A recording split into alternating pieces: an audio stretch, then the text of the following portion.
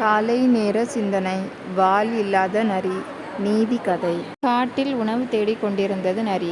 எங்கு தேடியும் நரிக்கு உணவு கிடைக்கவில்லை. பசியோ மிகவும் வாட்டியது.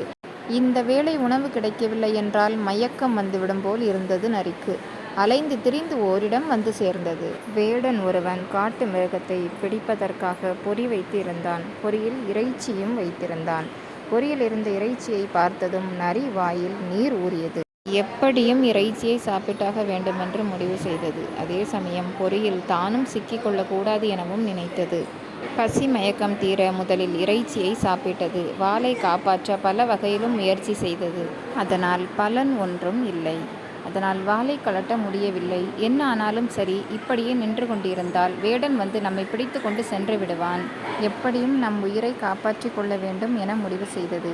மிகவும் கவனமுடன் இறைச்சியை எடுக்க முயற்சித்தது. இறைச்சியையும் எடுத்துவிட்டது. பாவம், அதன் வால் மட்டும் பொறியில் மாட்டிக்கொண்டது. தன் பலன் கொண்ட மட்டும் பொறியில் இருந்து தன்னை விடுவிக்க முயற்சித்தது.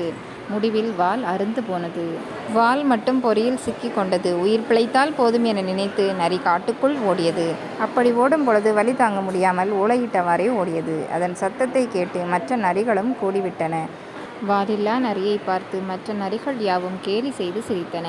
வால் இழந்த நரி அதையெல்லாம் வெளியில் காட்டிக்கொள்ளாமல் சிரித்தது. கூட்டத்தில் இருந்த பெரிய நரி கேட்டது, இந்த நிலையிலுமா சிரிக்கிறாய்? எப்படி உன்னால் சிரிக்க முடிகிறது? நான் இப்பொழுதுதான் அழகாக இருக்கிறேன் என்றதும் மற்ற நரிகள் சிரித்தன. யார் அப்படி சொன்னது என்றது பெரிய நரி. அதற்கு வாலை இழந்த நரி, யாரும் கூற வேண்டாம், இந்த வால் இருக்கும் வரை என் அழகை கெடுத்து விட்டது.